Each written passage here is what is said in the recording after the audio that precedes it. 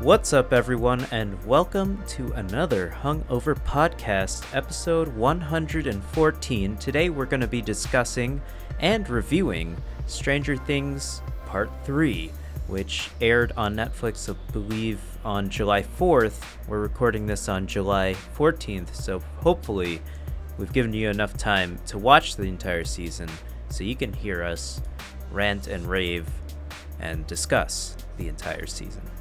Ivan. Yes. Thank you so much for joining me today. I'm one of your hosts, Julien, and that's Ivan over there. Hi. How you doing? Ivan. I am doing pretty well. Just imagine me as the guy who's always screaming, "Justice for Barb!" Yeah, well, hey, that's fantastic. Now, Ivan, where can you find this podcast? This podcast you can find in multiple mediums. You can find it on YouTube as a video show. Also, occasionally we stream on Twitch in order for us to bring you, the viewer, our beautiful faces in the now, the present. Yeah. So that you can comment. But you can't just comment on Twitch when we stream there. You can comment on iTunes, because you can find us there as well. On iTunes, SoundCloud, and Google Play. And if you leave us a comment on the iTunes, it really helps us out. You know, a little review. Yeah. 4 stars, 5 stars, Perhaps. 3 stars, 5 stars, 5 stars, 5 stars. Yeah, might as well like. give us 5 stars. Yeah, this just helps us to get out there so people know that we exist, because I think we have good content. I think so too, Ivan, and so do 101 other subscribers on YouTube. Thank you so much again for subscribing to our channel. We're trying to put out more videos, but now we're all super busy again because this is not our full-time job. But Ivan, Going straight into production again. Straight into production. What media have you been consuming, and what did you drink last night? Well, apologies for not coming around from last weekend. And throughout the week, we were supposed to record Wednesday, but I had surgery on Wednesday. Yeah. Because I totally forgot that I was having surgery. How do you forget you have surgery? Well, I remembered, but it was like this is a life thing, that is a hungover gaming thing. Like, they don't really intertwine. No, and then never. when it gets to the day before, I'm just like, fuck. So if you see me wiping at my nose, I'm sorry, I had surgery on my nose. But it not did that allow kind me, of surgery. It's a not not plastic surgery. Yeah. No. Corrected a deviated septum. I saw Toy Story 4. Oh, I cool. don't know if you've seen it. I haven't seen it. No. I didn't Toy even know it Story came 4 out. Yeah, it's out. It's there. Wow, It's great. for your viewing pleasure. That's great. Tell you Guess I should what. see it. If you thought you needed more Toy Story, it's there. I didn't. I really didn't. I thought the third one was this one, actually.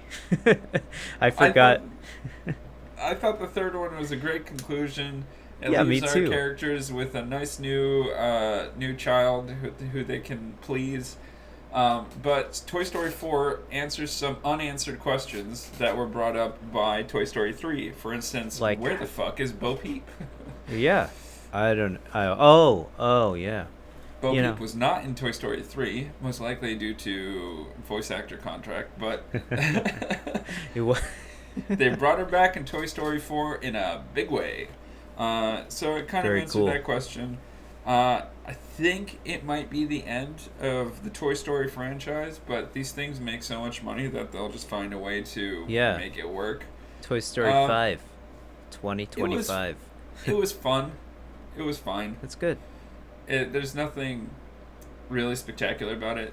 It did that thing where when things go too far, all of the characters in it get dumber. So Okay. like Buzz Lightyear reverted to Buzz Lightyear from Toy Story 1 level of intelligence. Oh, interesting. Okay. So it was just like, okay, that's fine, I guess. Has Pixar lost its sheen? What, I guess, are they still making good movies, Pixar? Ooh, shiny. Shine. It's pretty good. Because this I'm not is gonna their say- Pixar. Toy Story was one of their first movies, if not their first movie, right? Yeah, it's Aside a from the flagship short movie for them. movies.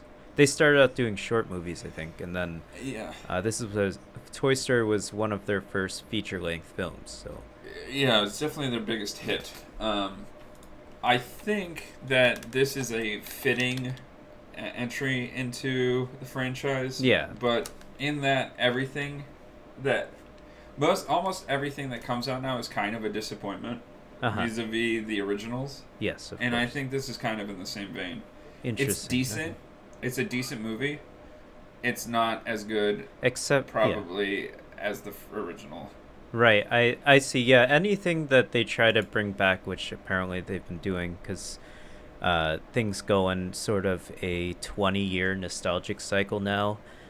So people who grew up in the 90s and I guess early 2000s now are really nostalgic for or the media companies are telling us that we're nostalgic for these things that we grew up with, and they're kind of totally capitalizing it with Toy Story 4, which is totally fine. I mean, I'm sure it's a great movie, or I mean, as you can attest, it's totally a fine movie, a fun movie to watch. But it's definitely a solid B. Yeah. You go to it and you don't feel like you have wasted your money going to see a movie. Well, that's what you get from Disney. But it's also not a movie that period drags you to the movie theater, you know? That's what you get from Disney. Period. Well, I think Endgame dragged people to the theaters. I think so. I wasn't, I mean, personally, I wasn't. I loved, yeah, it was fun to watch, but it was also, we reviewed Endgame. If you want to hear our thoughts about it, go ahead and watch that or listen to it on iTunes. We won't discuss Endgame, but we also discussed John Wick 3. That was a great movie. Yeah. That was a great movie to drag people to the movie theater. Yeah, that was a great movie. Not involved with Disney. And it's going straight into John Wick 4, and it's not 20 years in between the movies or whatever. I don't know. I think what excites me about Pixar is that they know how to put together a really great movie. Yeah. So they have great writers. I would rather they take all of that effort and talent and put it towards new IP. Like, I really loved Coco. That was a great movie. It was visually stunning. The story and the ability to showcase a different kind of story with a lot more Latino culture exposed. You know, it gave a lot of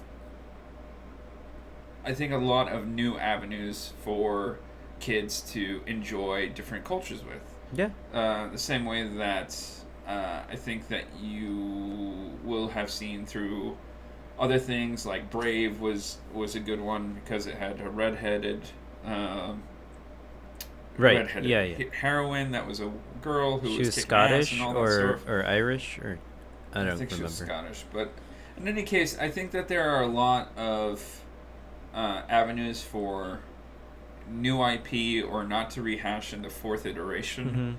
And yeah, we love the characters and we enjoy spending time with the characters, but I think it's gone too far in that direction. Like, if you want to keep spending time with those characters, really just keep rewatching the original stuff. Yeah. I think that is a much more satisfying realm to be in for the most part. And I think that Toy Story 4 was not like, it looks great, but it's nothing on the scale of eye-opening as like Coco was to me. When you see that first shot of the City of the Dead in Coco, I don't know if you've seen it or no, not. I haven't seen it. There's this shot of the City of the Dead when he goes across this like magic bridge, and there's the City of the Dead. It's one of the most beautiful animated shots, like 3D animation, that I've ever seen. Yeah. Just the amount of rotoscoping and all that stuff that goes into the construction of it was incredible. And there's just layer and layer and layer and layer and layer of detail, and it's beautiful. And this is like, you get some of the most aesthetically pleasing, close to reality looking graphics that we've had for a Toy Story. But I mean, there's only so much that we can do with toys at this point, you know? It's the same kind of story. Right, exactly. I agree. I feel like we should have that discussion a little closer to when Star Wars comes out, or this a discussion like this on a podcast. Um, is it possible to take these 20-plus-year-old franchises and continue them and make everyone satisfied? I don't think it's possible, but I think we can discuss that more. For sure. With, I mean, the whole nostalgic cycle going on, and of course, Star Wars coming out with the end of the current trilogy that's going on, which will be the third trilogy, the trilogy of trilogies. We'll have a fourth trilogy coming out after that. Of course. And I'd like to. I'm excited to see where they go, but I also think maybe Star Wars should end. I don't know, personally, but that's my opinion. We'll see. And of course, we're going to be doing a review of every single Star Wars movie in the 9 weeks leading up to Star Wars Episode 9, where we will complete the review of Star Wars Episode 9. Well, maybe not the week of release, but the week after release, because it's going to be hella hard to get into that movie. You know how it would be. For sure. Yvonne, because apparently we can't see movies day one anymore. It's fucking annoying. Come on. Oh, it's the worst. You got to pre-order your tickets. Oh, my God. That's really great that you got to go out and see a movie, even though you've been surgeried on. Yes. What else did you do? Just hanging out inside? So I have a new video game I played. Oh, yeah. I am playing currently. It's called Pathfinder Kingmaker. Yeah, I've heard of this game. And you also Pathfinder told me about it. is D&D 3.5, but basically they took it and kept developing it, whereas the company that makes Dungeons & Dragons went beyond to 4th edition.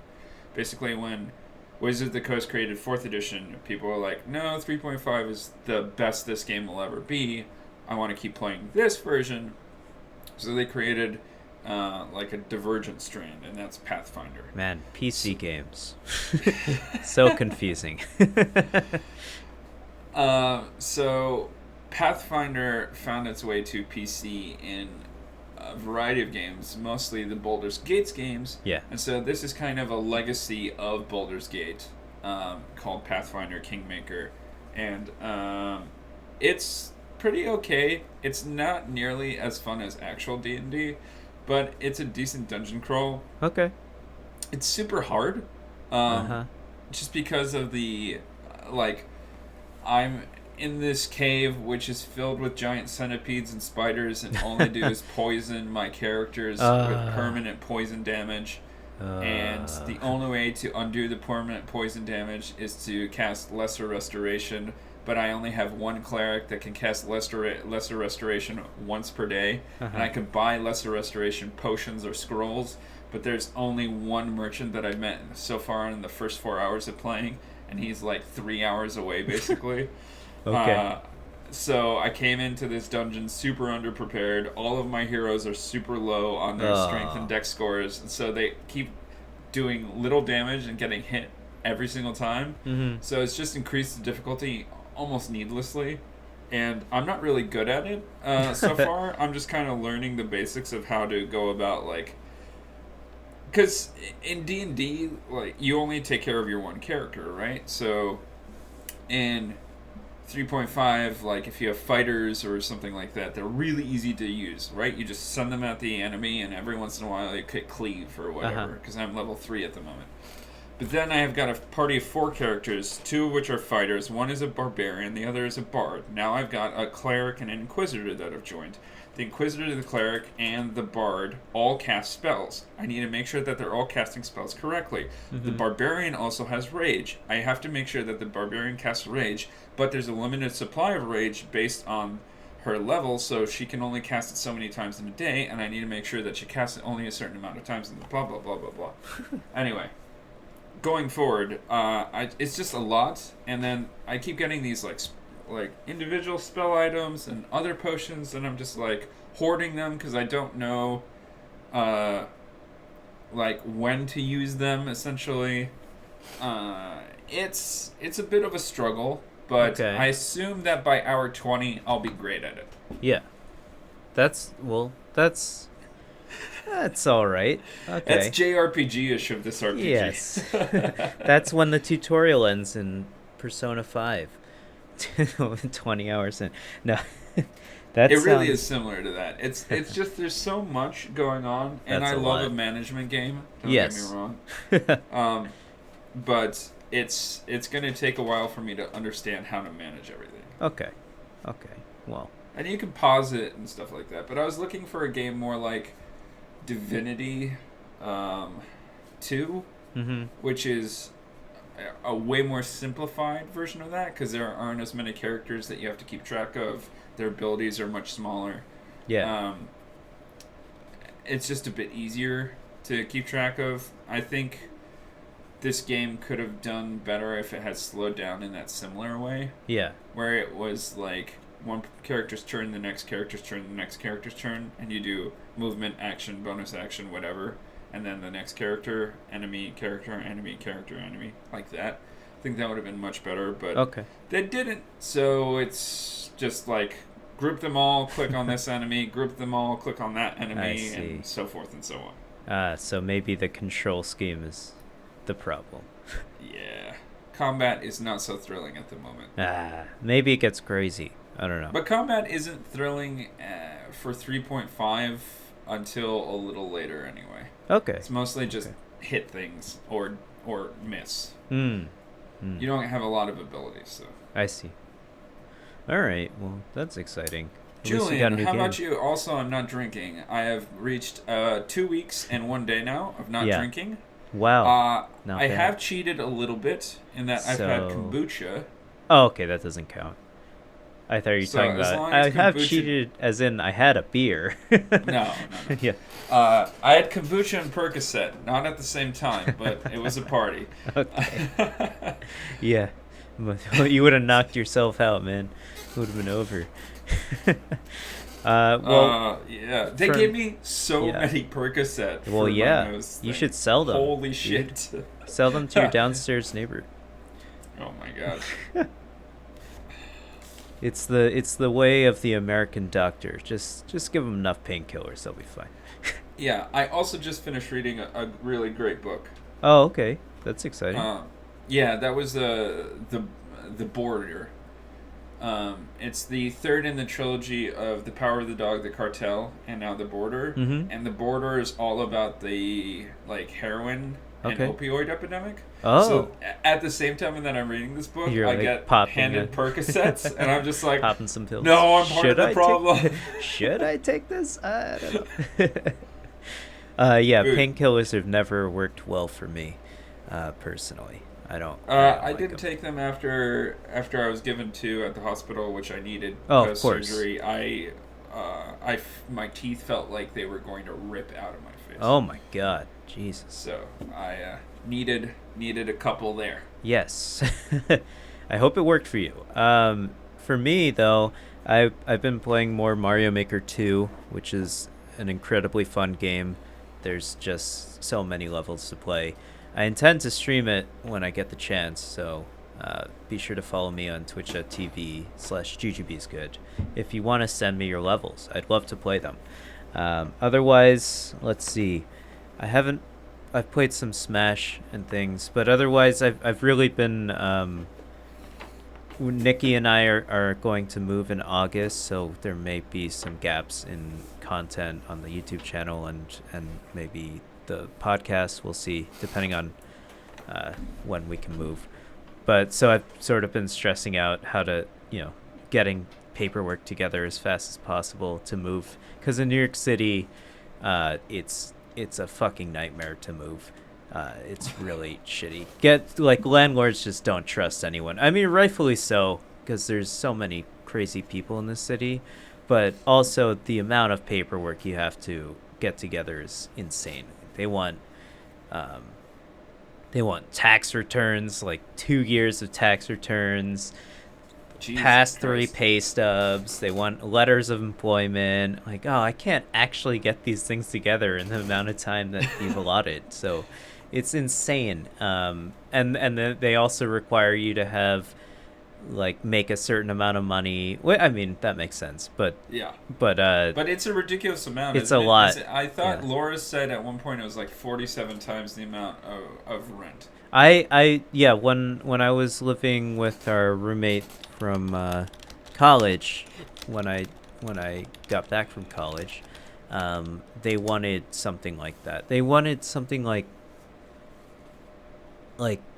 8 times the amount of the rent or something. I don't know. I don't, or like 80 times the amount of the rent. I think that was it. That was the place we moved into, and I had to get my dad to guarantor for me because he actually, obviously, my dad makes way more money than I will ever make. But well, I don't know about that. We'll see.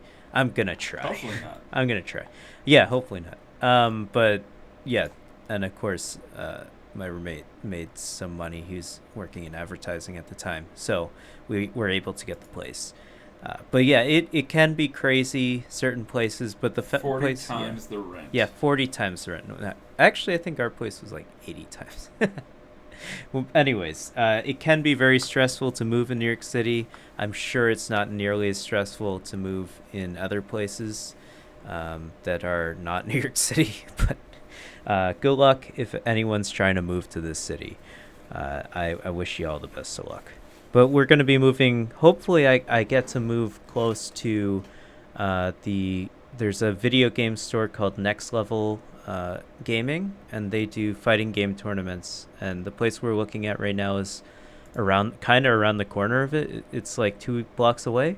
So I would actually go to their fighting game tournaments for Tekken on Wednesday nights if we move to this place, and that will help me get better at Tekken. I think it's like a $10 venue, and then $10 to enter. So I spend $20 a week, and I get real good at Tekken, or just lose every time. Either ways, it should still be fun. Otherwise, though, I've been listening to a lot of Michael Jackson because I've been real busy in the lab, and also, just I travel a lot, so I listen to some music there, and I have a lot of things that I need to be paying attention to and using my hands for during the week and on the weekends, so I do that. Michael Jackson apparently is the type of music that will get me to focus real well. So it's been working out for me. And also, of course, it's Michael Jackson. He's the king. Dude, other than the whole revelation with the new documentary about him. Yes. Great music.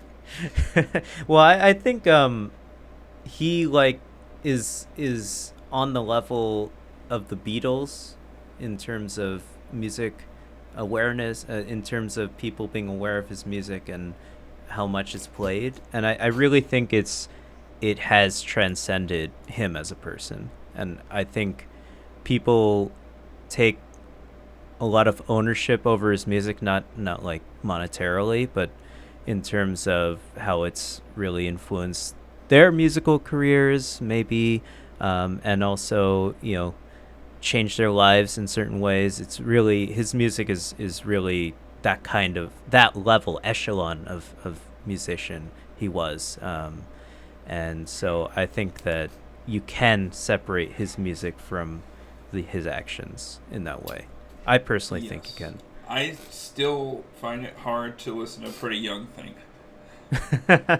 Okay, certain songs you can separate. Fair enough. But yeah, aside from that, I've been really busy this week.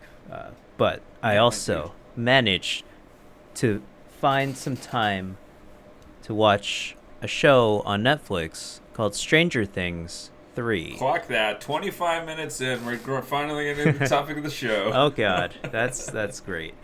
So yeah, we wanted to discuss Stranger Things 3 as we both really like the show, and also, it's been enough time since it came out. We can spoil it. So from here on out, there will be spoilers for Stranger Things 3. So if you haven't watched the show, pause this podcast now.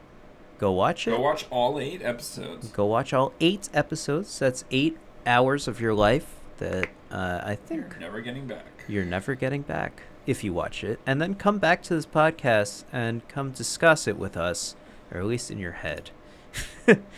Okay, anyways, because you'd be listening to it after the fact.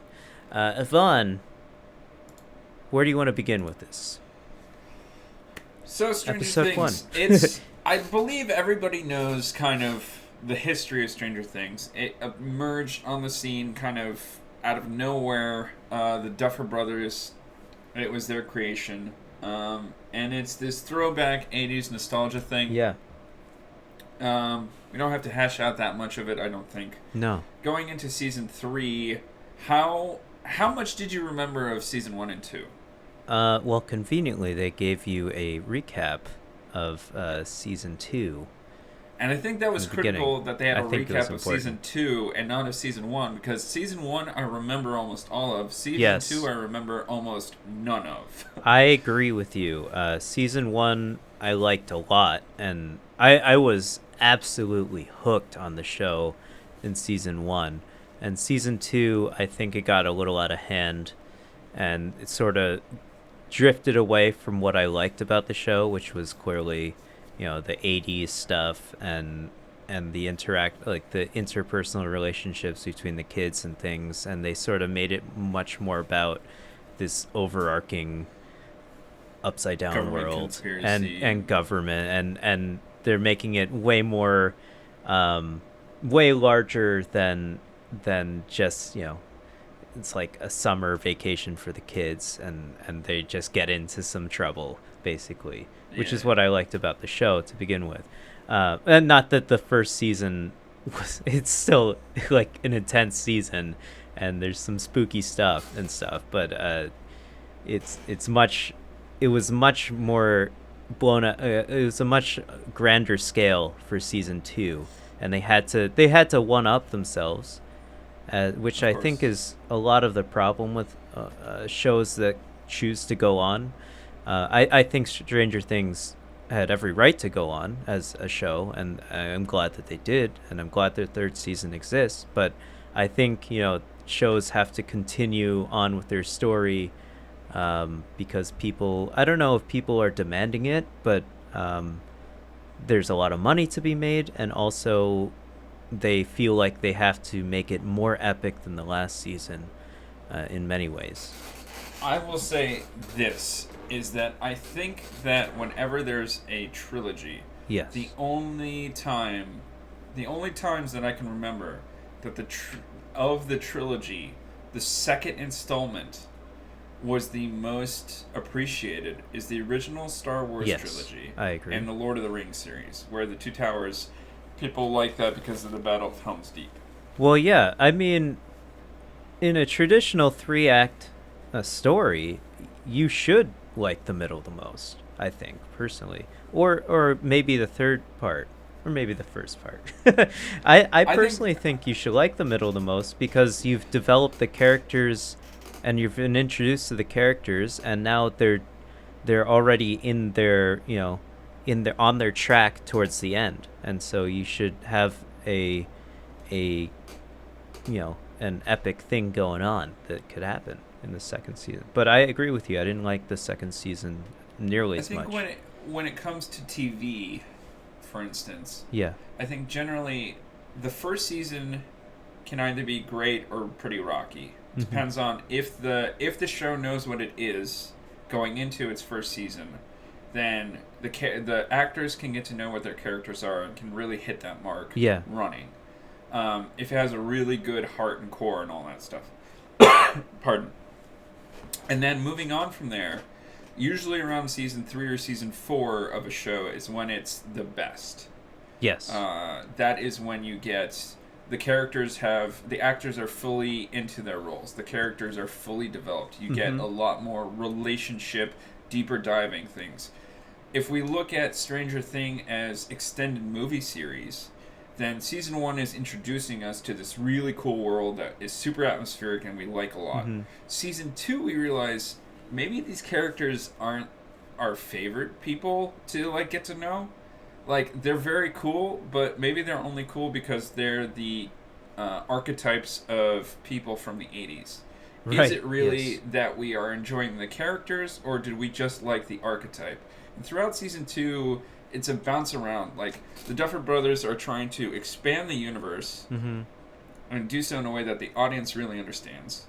Develop the character depth, and do that in a way that is still entertaining with some sort of overarching bad guy of the week kind of thing. And they also sent Elle to like London or something. Where did she go? Or no, she went to like Chicago, but she met British people there. Exactly. Yeah. It was like the UK punk scene, and it was somewhere in America. And that was completely pointless, I think, except for Elle looked the coolest she's ever looked. And she came back looking just as cool, which was great. Bitchin', which was super cool.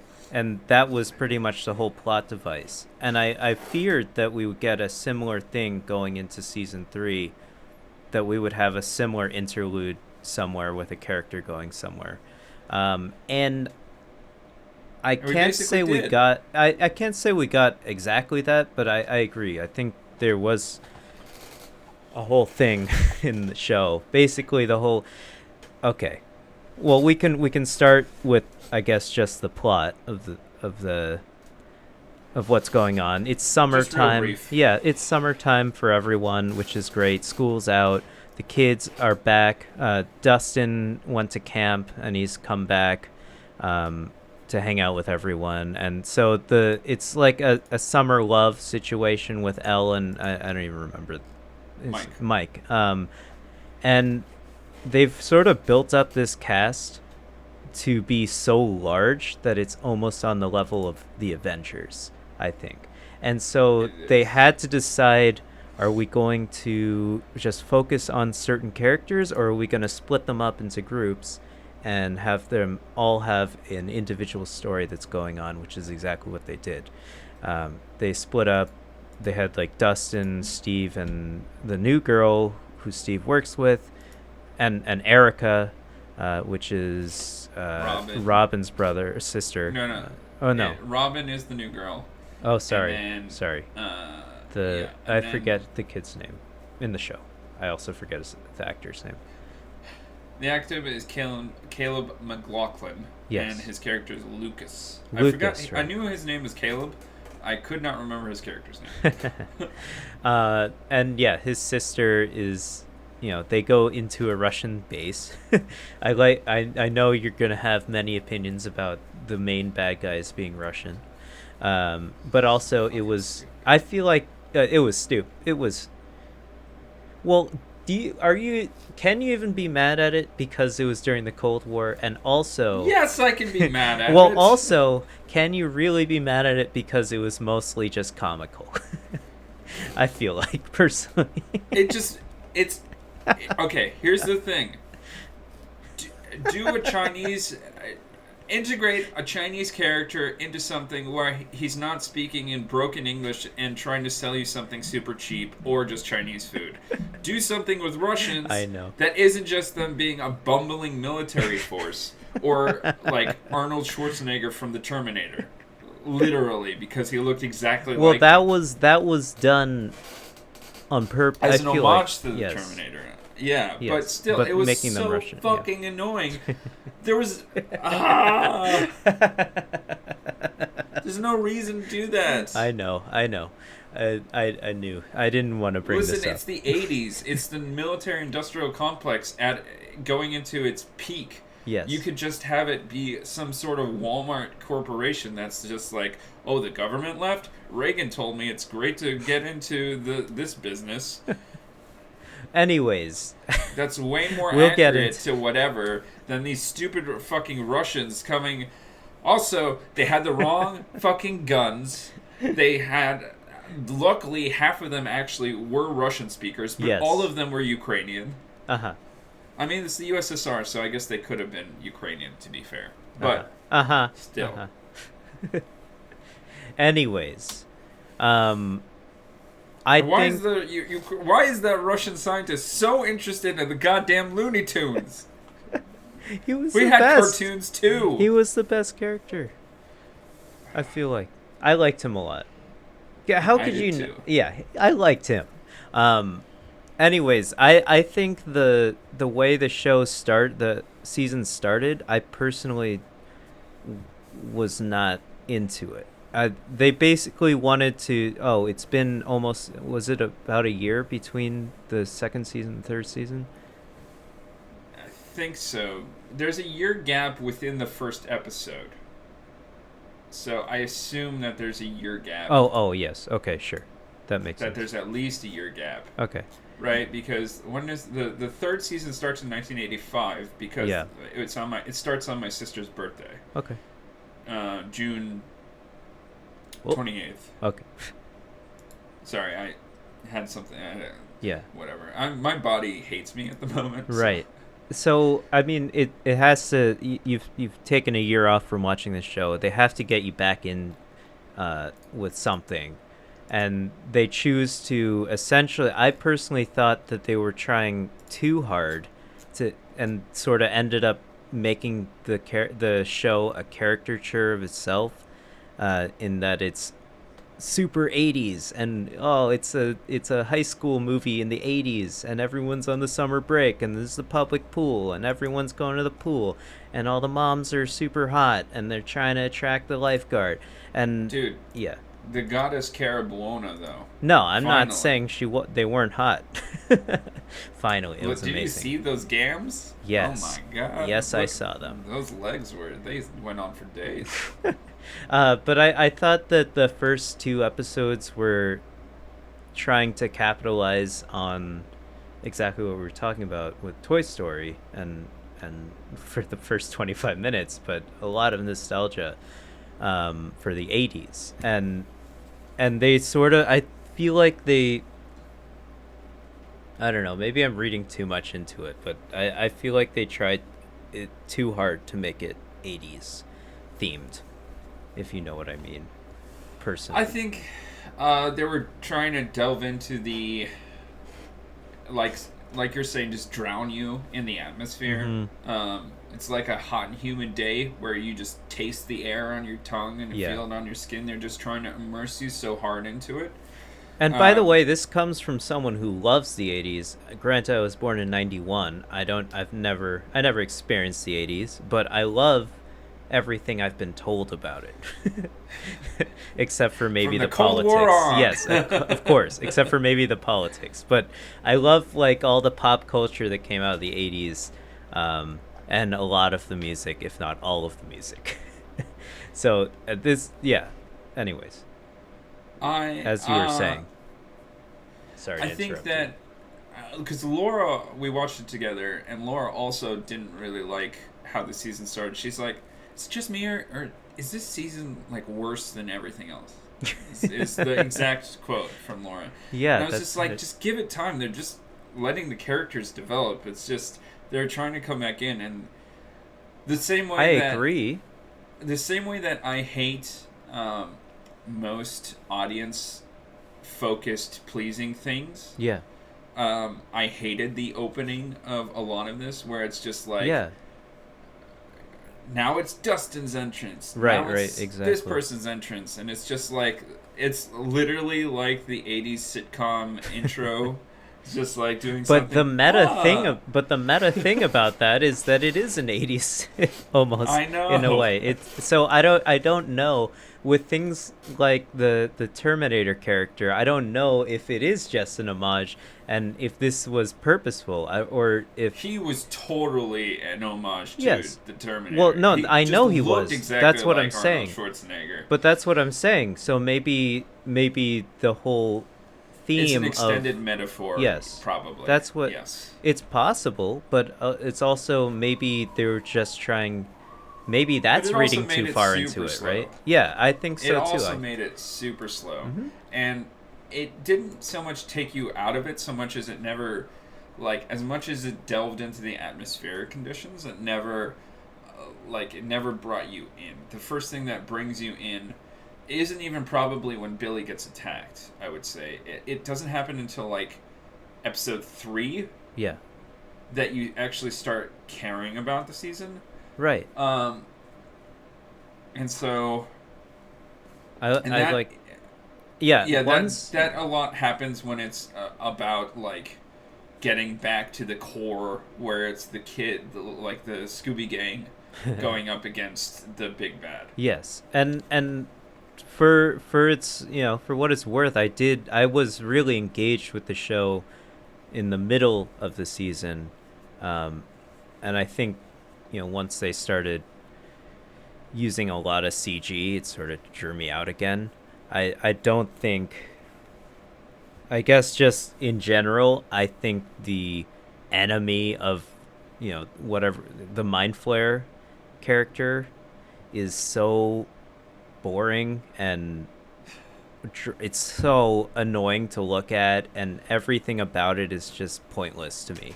It's a menacing thing, but I can't, like, there's nothing to care about with with the enemy. It's too big. I think it's huge.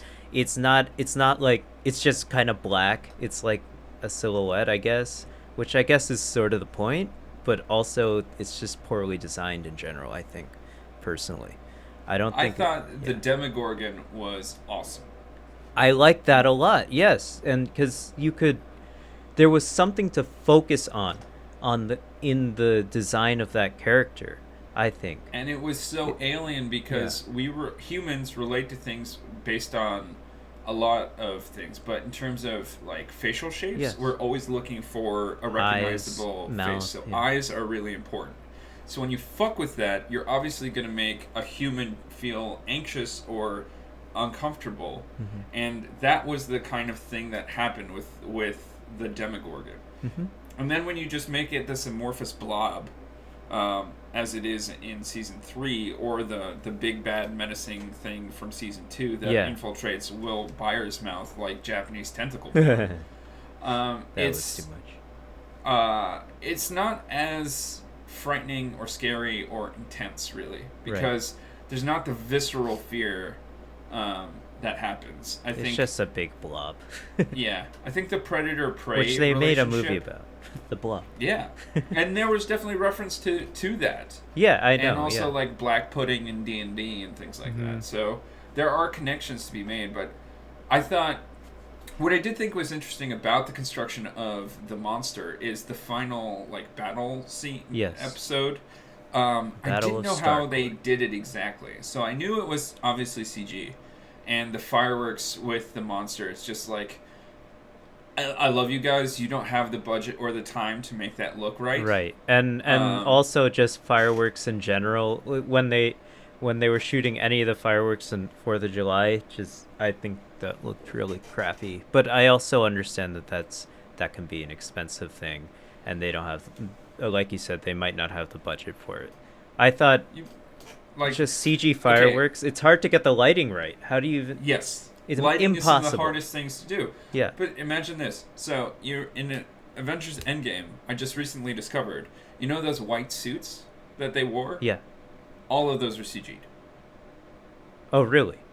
Yes. So they're just wearing they green didn't suits? Yes. Basically? They hadn't finished the design of those suits yet, so they CG'd them and put them back into the movie.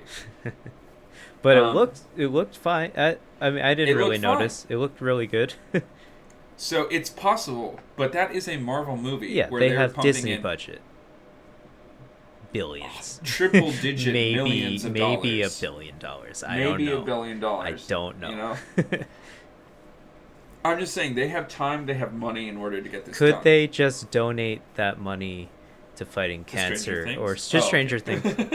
I'm just saying, maybe, and if they spend $1 billion on Endgame, could they just take half that budget and donate to something that matters?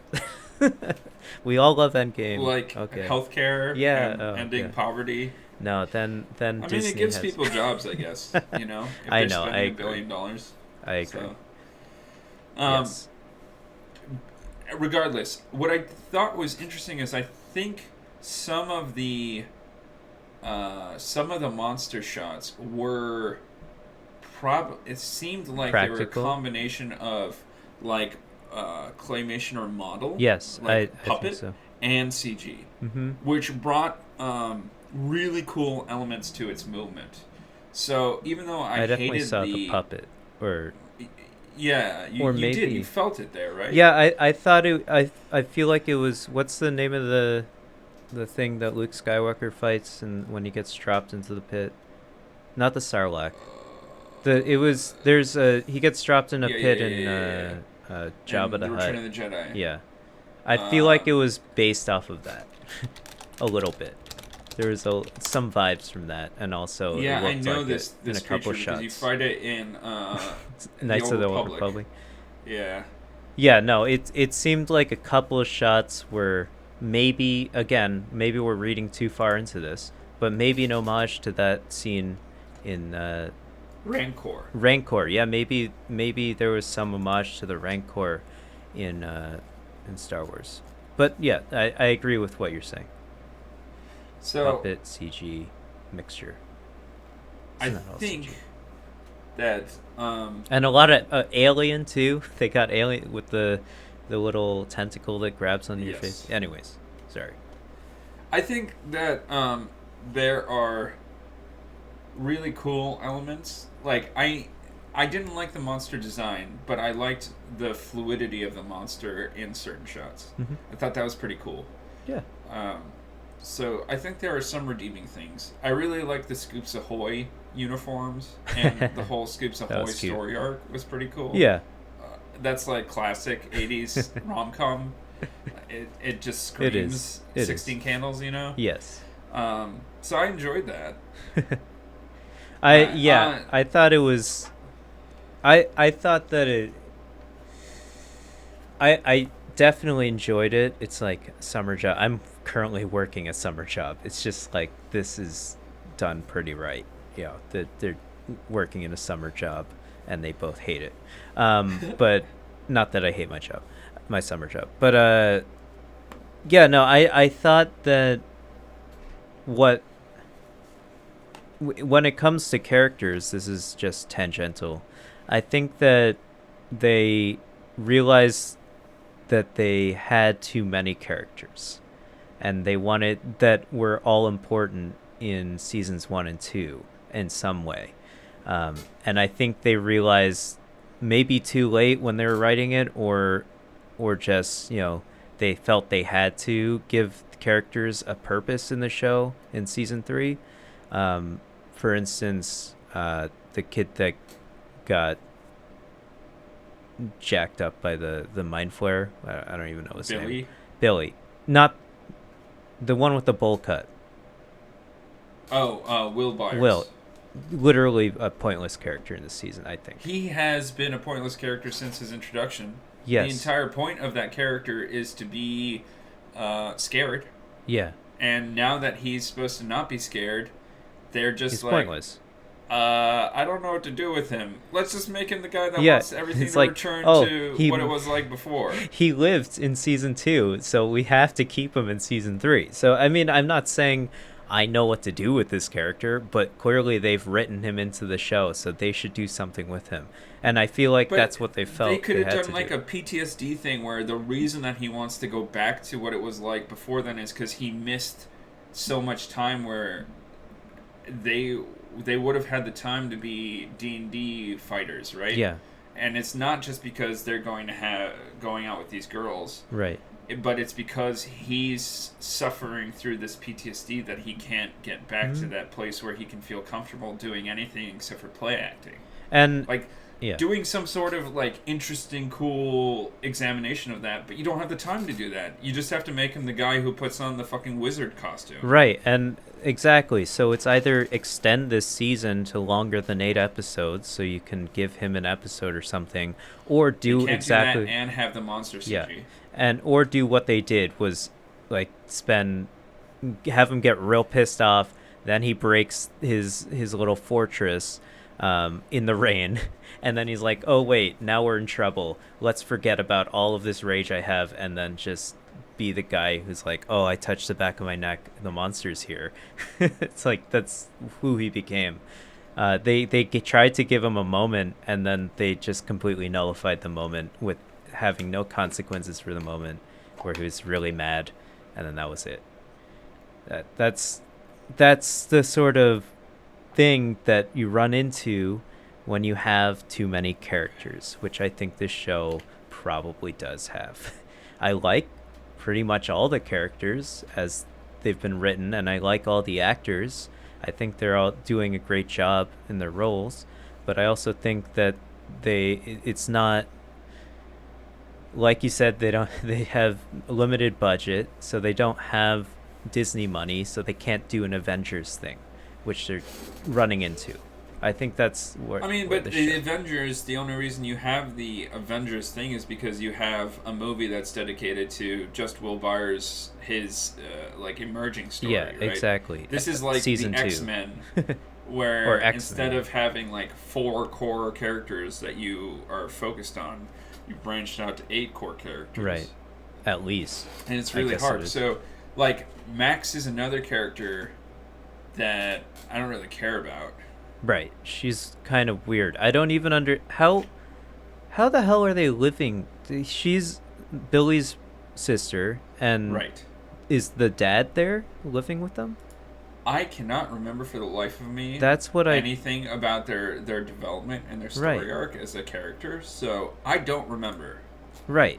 Exactly. And then, of course, full spoilers, we've already said that, but Billy dies at the end of the show. Of the season, and so then where the hell's Max gonna go? She's just a kid in Hawking. Excuse me, sorry. Bless you. So she's just there. I don't understand. I like that they gave Elle, a female friend in this season. I like that they became friends, and I also like that she, they sort of fleshed out relationships in general and growing up and being a prepubescent teen or a teenager and having your summer love, and I like that they got Elle into that situation, and of course Hopper was involved. I thought it was a little weird that it's just totally all right that he's a kind of like a drunk and almost abusive father to her. They stopped him from being abusive, but I don't think he could have been physically abusive to her. No, I know. I'm not saying they could have made him that way, but I'm just saying it's like just totally fine that he gets real drunk like this. I don't. I mean, I don't know. He is really drunk all the time. I'm not saying I don't want to be really drunk all the time, but like him. But no, I thought that it's the classic thing where you have to make smart people dumber. Yes. Right. So Hopper was a really important character in season 2, and then so he sort of takes over and becomes Elle's father, much more so in this season. But back to my point, I like that Max and Elle were best buddies in this season. I personally think that worked out well. But I agree. I have no idea. Max is just there to be girlfriend with Lucas, I guess. I don't know. So that Mike has someone to talk to. At the same time, who understands him. Weirdly, I think it is simultaneously the relationships are too mature and exactly as mature as they should be. Yes. It's like they're spending way too much time together. And just what are the parents doing? And getting drunk. They're just behaving as normal. It's just like maybe it's because I grew up in the 90s, which is slightly more restrictive, but I would have thought that you would have known, like, maybe where your kids are. Like, maybe Joyce would have phoned home once to talk to Jonathan or told anybody where she was going. I'm just like, this is a mother who is super concerned about her children. Right, yeah. But won't go out of her way to, like, hey, could you go stay with X person? Well, they're kids. It's summertime. Come on, Yvonne. They're at Lucas's house. They're at Dustin's. They're at Mike's. They got their bikes. It is what it is. They're at Elle's. And of course, they gave Elle another badass line. I dump your ass. that was a great line. I really like I forget her name, the actor's name for Millie Elle. Bobby Brown? Millie, yeah, I think she's done an amazing job with this character, and she's almost the star of the show, I would say. She Clearly. has nailed it. Yeah. I think this season less than most. I think last season was definitely 11 centric. Mm-hmm. And this season she's important, but it's way more group oriented. Yes. And I actually Definitely. like that a bit more because Yeah, well, you get Elle more is- characters in there. weirdly, like, she bounces back between being really fluent and In super her stilted. speech. Like, Yeah. at the beginning of the season, she seems super fluent. But then later, she's just like, I don't know what that word is. Yeah, that's and, true. And so it, like, kind of flip-flopped in Well, the middle of the season. yeah. It's like season 1 and 2, I had forgot how stilted Yeah, her she would say development one was. or two words. Yeah. I mean, it's sort of there, maybe just to remind you that she's clearly different than everyone in the show, and maybe I'm not sure, but I agree with you. There are some times where you're like, oh well, she's still like that, I guess. In some No, ways. but I just thought it was weirdly different. Like, there was a cutoff point where at some point in the series they were just like, okay, now you don't understand everything that's being spoken to you. Like, at the beginning, like, Mike is singing and she's like, you don't like that? And it's a very natural conversation and flow of conversation. And that happens in, like, the first episode. And it continues, I think, even into the second episode a little bit. But, like, somewhere in between the second episode and the third episode, there's just a cutoff point where then she's just like, I don't get it. And then the natural... Like, go back and watch that the first scene where she's reintroduced in the first episode. Yeah. It's very natural. And the way she talks through dialogue and everything is super natural. And then when she gets into later versions of Elle, that fluidity of character disappears. Mm-hmm. It becomes really stilted. Yes. In how she moves and interacts and reacts. It's a very different character. Mm-hmm. I don't know. So There's a lot of stuff to cover. yeah. We didn't really go over the plot, but I think overall we've gone through the course of kind of hitting the highs and lows. I think we like the character development for a lot of it. Yeah. But we didn't like the overall bad versus good. And Julie and I have not discussed this at all. No, so we haven't. We're finding this out as we speak. Which I think is pretty cool that the general consensus between the two of us is just like, create a better bad guy. Even if it's the same bad guy, like, there can be different circumstances that make it more or less interesting. Well, I mean, going onward, I guess we can either discuss sort of the ending, or unless you want to touch on... We haven't talked about Nancy and Jonathan. Is there at anything all, to talk but, about Jonathan? Is he No. anything except for a guy who doubts Nancy and then goes, "Oh, you were right," and then hugs her? Yeah, that's all he is, pretty much. And also he takes pictures and gets mad at her for running into the dark room, which probably no one understands who was born after the year 2000. For sure. I feel. I remember the smell of a dark room. Do you Right. remember the Yeah, smell of a dark room? I've been It in was a couple. My friend still has acrid, one, but actually, in his Acrid, but basement. super amazing. I'm that smell is burnt into my It's nostrils. iodine. I used to go into dark room at my dad's lab. Cool. Because when he would take photos to develop the photos, he would use his work dark room. That's awesome. Yeah, no, it is it's a difficult thing to do. Well, I don't know how difficult it is. I never actually developed any pictures, but it's something that I hope some people still do.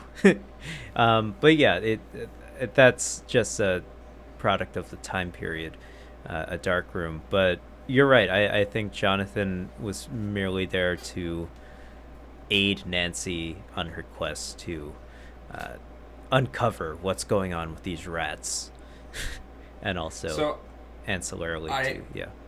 I have a couple of last minute questions before we go into like what moving forward what Right. happens. Yeah. So, probably unanswerable question. Okay. Why is the Wheeler dad such a sad sack? Wheeler dad? Who's? I'm sorry. So Mike Wheeler, Mike and Oh. Nancy Oh yes. are Yeah. Wheeler. Okay. Cara Buono, Yes. the hot Yes. lady Yeah. from the pool, Yeah. You're right. is his wife. Why is she with such a sad sack? That's a good question. Because he's such a great father to his one daughter that is not Nancy, and That also even Mike. he, who is there, has no idea where his kids are. he's a pointless character.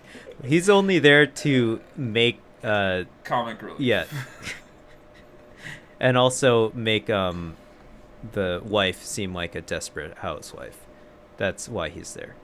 But she is hot. Okay. Oh no, of course she is. She's great. How many businesses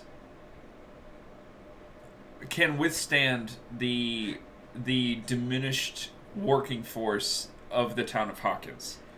There's like 40 people who were mind flayed. Mm-hmm. How many businesses can still stay open? Like, it was. Do you think that the only plumber in town is just gone? Well, Hawkins has to be larger than that, right? It's got to have like 10,000 people in it. Did you see how many people were at that 4th of July party? There Like were 10. You could count them. You could count them. Yeah, no one was in the fun house at all. Imagine Seriously, that guys? was 20% of the population. There's still like a high chance that very specialized skills within the neighborhood are my just God. gone. There are no more electricians. They are people who go on call. They got a Yes. call to go to the house, and they got fucking murdered. Landscaping, gardeners, and now they're those eating people had the chemicals. fertilizer. Yeah. You're right. I agree. There's maybe no one left. Are we sad for Billy? I kind of was, but also it was done artificially, I think. Yeah, it really is. Right? I don't think they had this in mind when they wrote his character in season 2. And I think they just sort of made this up just so you would feel bad. And also maybe so you would have some connection to the Mind Flayer as a character, because it is basically done through Billy as a character. You're sort of they're trying to create a villain that you sympathize with, which are typically the most interesting villains in any sort of protagonist antagonist But you battle. don't feel sorry for the villain Billy. No. You feel sorry For for Billy. the human Billy, who just which dies. seem to be two different things. Yes. Also, if you were going to be a like big muscle builder, Mm-hmm. would you just become mind flayed for the steroid boost and then just like listen, I will volunteer my services? Are you saying you just give in to the Force and become a Darth Sith Lord? That's Yes. how you do it? like Pelagus before him, who wanted to save, like Anakin Skywalker, who wanted to save Natalie Portman? Well, Anakin became super powerful, didn't he? Yes, He got what he and wanted. just that way, the World's Strongest Man competition could have had a really weird turn of events in this world if he had just come into contact with the Oh Mind my Flayer. god. It's all about the Mind Flayer. All right, so I have a question for you. Yeah. We obviously binge watched this, yeah? Yes. So we did it. I did in after 3 episode. days, yeah. Do you think binge watching leads to favorite moments and recalling moments, or is it just a general vibe from the season? I think well, that's a good question. I'm not sure. I think it's the general vibe of how Netflix likes to produce their shows in general. I think they want you to be binge watching. Binge watching yeah, wasn't a for sure. thing until Netflix came out. Right, and even In so, mainstream Netflix media anyways. saw it. If you remember, Netflix, the original streaming service, is like you bought hours of content. Right. So like the original Netflix streaming was like you bought 10 hours, and then they were like, holy shit, people really want this. And then when we keep them hooked, if we give them things to watch, they will keep watching and keep using the service all the fucking time. Exactly. So obviously they want to binge watch, but does binge watching as a medium of consuming, does it lead to a favorite moment? Or like memorable moments, or does it just leave you with a feeling at the end? I think it just leaves you with a feeling at the end. I don't think I think this is probably the premier show right now on Netflix. They probably, if you look at their subscription numbers, if they ever publish that sort of data, when Stranger Things comes out, or when this season came out, I'm sure it skyrocketed. So it's because you didn't have Stranger no, Things, right? I bought I don't have Netflix. I bought right. Netflix again just for this show because I knew Nikki wanted to watch it, and I wanted to watch it literally for this podcast. No, I wanted to watch it because I like the show, but so I think maybe people. I think there's probably a lot of people like me who don't necessarily watch everything on Netflix, and so they don't think there's a need to have the subscription. And so they probably get a bunch of them like me who just bought a month of Netflix to watch this show. But yeah, I think that no one's going to care about this show in a month or so, I personally think. I think it's already tapering off. Yeah, I think so too. I don't think anyone piece. cares. I think we're too late, honestly. I think this is less than 2 weeks after it's released. Honestly, this is Netflix's fucking fault because they do this shit all the time. They have so many goddamn TV shows, and so they just want a blip on the radar. Yeah, they're literally diluting the market, their own market, which they're the leaders of. So. Or at least they're pretty damn close to the leaders. I don't know. Maybe Disney Plus will be the leader soon, which we discussed. So Netflix is a crazy business model. I don't understand it. But yeah, I think that tune in for our podcast on business models. In the world of binge watching and consuming media, which is kind of in some ways what this podcast is about. You just move on to the next thing and move on to the next thing. So even if you had a favorite moment, dude, from the show, I don't think it's going to matter anyways. So I think you just left with, oh, I like that show. That's essentially it. You might... It's the same way, like, yeah. I don't have particular moments that I'm like, holy shit. That was awesome. A really good game of Overwatch, right?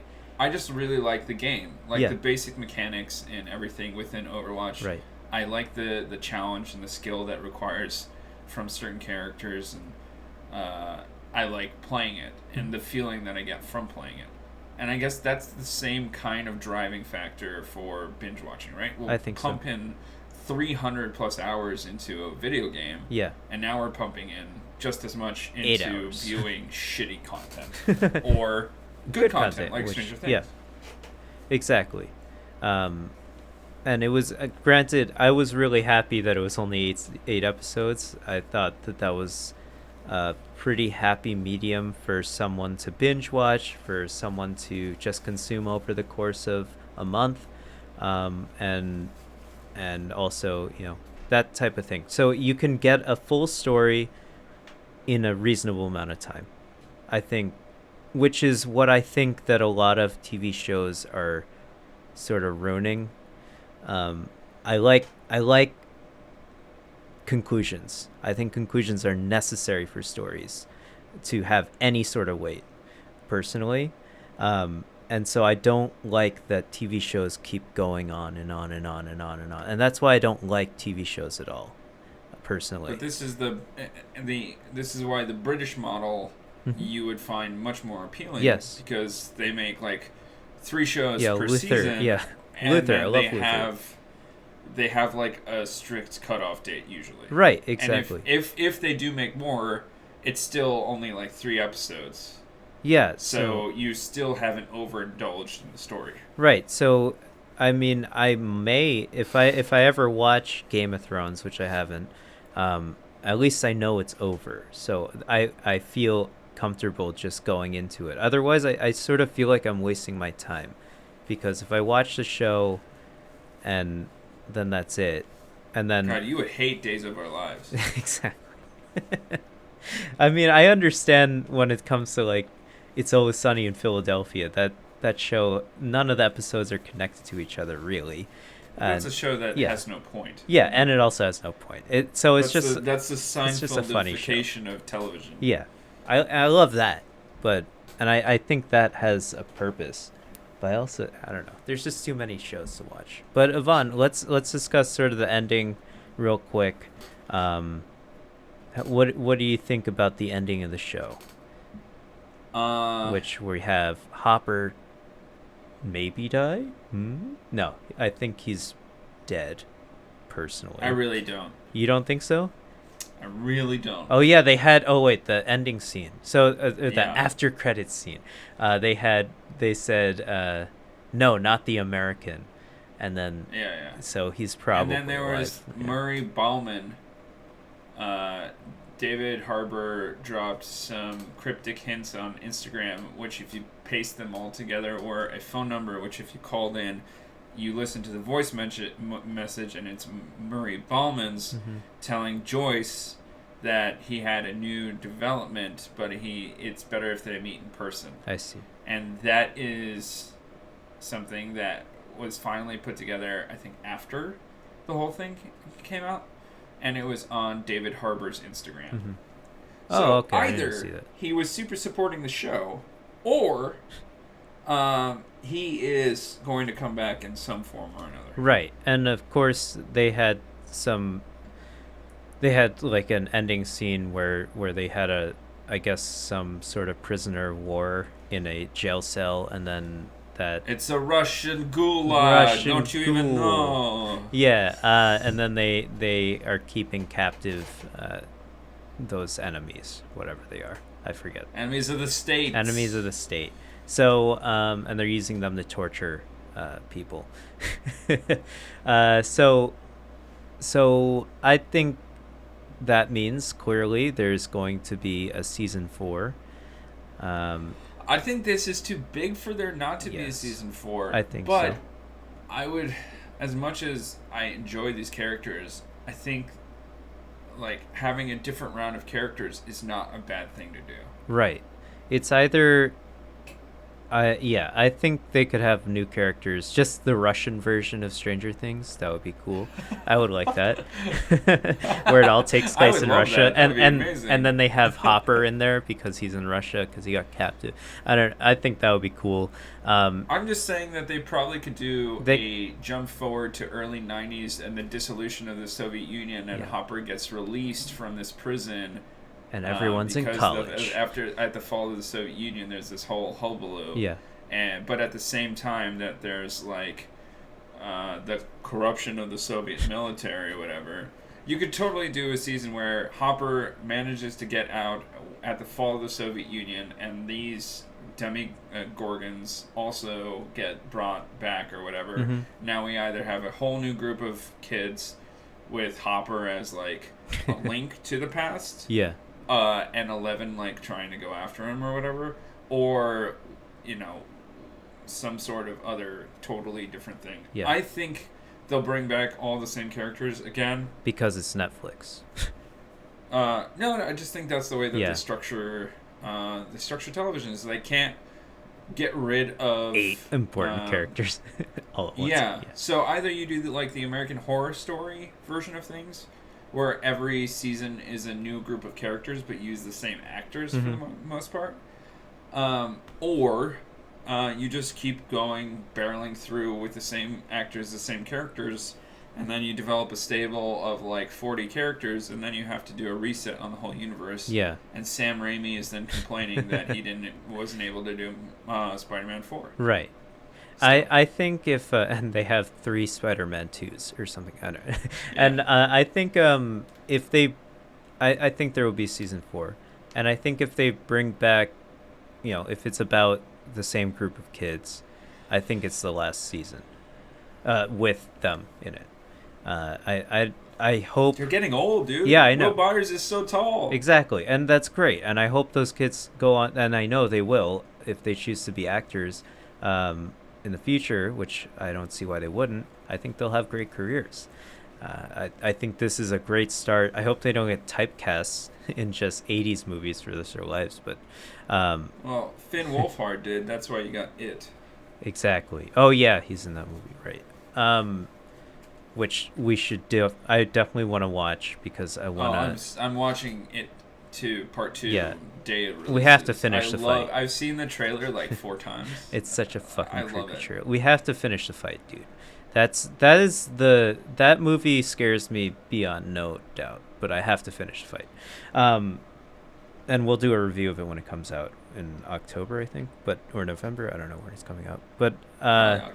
I think that these kids need to move on from this role, and I think that if they do another season with them in it, that it'll be the last one. It'll be like, oh, they're going to college or something. I don't know, something like that. I don't think they can have this group of kids is good because they are kids in the show, and in general, they're like 12. They're like 16, right? I don't know how old they are, but it's important that they're younger in the show. So I don't think they can be adults in the show, really. So if they have it, it's when they're 18 or whatever, and then that's it. Got to cut them off. 16. Yeah, they're 16, which is cool. And yeah, you could tell because the character who plays Dustin, or the actor who plays Dustin, he was still young enough to get the voice cracking, which is what his character is known for, sort of, in some ways. But yeah, his voice changed. I think they had to specifically take take a week of filming that was not when they were having voice cracks, probably. That's actually a funny thing, the production side of things. Yeah, that is actually like, we gotta wait a month, hold on. These kids are cracking up. Lucas, Caleb, yeah, who plays Lucas, is 17. Whoa, he's old. He's getting old. Well, that's good. Dustin is 16 and Max is 17. Nice. How old is Millie Bobby Brown? 15. She's the youngest then, I'm guessing. Yeah. Unless Will is young. I don't know. Whatever. Anyways, nobody cares. I thought the ending of the show... Yeah, who cares about him? I thought 14. He is the youngest. I thought the letter that Hopper wrote at the end was really touching. I thought that was well written. Which is, of course, why he has to come back. Yes, and also, that sort of shit always gets me a little teared up. I don't know. Just thinking about that type of stuff. But yeah, I like that. I thought that scene was well done. I don't know where they're going with Elle and everyone, but that should be interesting to find out, I suppose. Or it could be completely ruin the show. I don't know. It's hit or miss. It's definitely one of the two.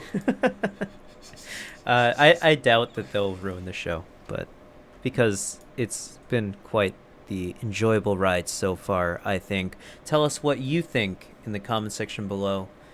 Is this show going to season 4? What do you think is going to happen? Who's your favorite character? And are we just babbling idiots on the internet? Yvonne, we end our podcast every single week in a segment called Hungover Radio. This is where you, the listener, can send in your music to gaminghungover@gmail.com. You don't say. You say you can send in your own music, yes, and sir. We'll promote it right here on this podcast, heard by literally dozens of people. Maybe not. Actually, our last podcast got 15 views on SoundCloud, where we will play your song at the end of the podcast. If no one sends in a song, I get to pick one, unless Yvonne has one.